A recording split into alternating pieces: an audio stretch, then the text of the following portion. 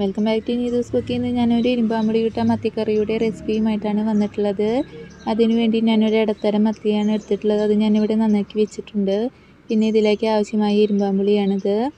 കുറച്ച് ചെറിയ ഉള്ളിയും 2 കഷ്ണം ഇഞ്ചിയും 3 പച്ചമുളകും ഞാനിവിടെ എടുത്തു വെച്ചിട്ടുണ്ട്. കുറച്ച് ഉള്ളിയും ഇഞ്ചിയും ഞാൻ ഇതിലേക്ക് ചതച്ചിട്ട് കൊടുത്തിട്ടുണ്ട്. പച്ചമുളക് കട്ട് ചെയ്ത് ഇട്ടിട്ടുണ്ട്. കുറച്ച് കറിവേപ്പിലയും ഇട്ട് കുറച്ച് പച്ച വെളിച്ചെണ്ണ ഒഴിച്ച് ഞാനിതൊന്ന് നന്നായി തിരുമ്പി കൊടുക്കുന്നുണ്ട്.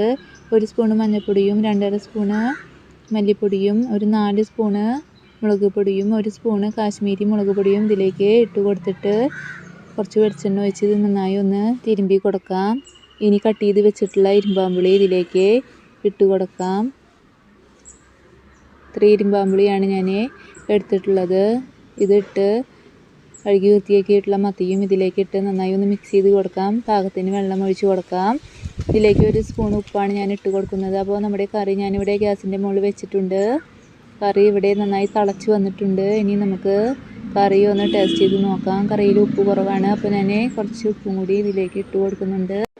അപ്പോൾ നമ്മുടെ മത്തിക്കറി ഇവിടെ റെഡി ആയിട്ടുണ്ട്.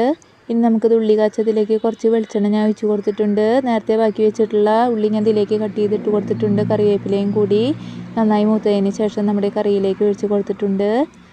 നമ്മുടെ മത്തിക്കറി ഇവിടെ റെഡി ആയിട്ടുണ്ട്. ഇത് വളരെ ടേസ്റ്റിയുള്ള ഒരു കറിയാണ്. നിങ്ങൾക്ക് ഈ വീഡിയോ ഇഷ്ടമായെങ്കിൽ ലൈക്ക് ചെയ്യാനും സബ്സ്ക്രൈബ് ചെയ്യാനും മറക്കരുത്. ഇനി മറ്റൊരു വീഡിയോയുമായി വീണ്ടും കാണാം. താങ്ക്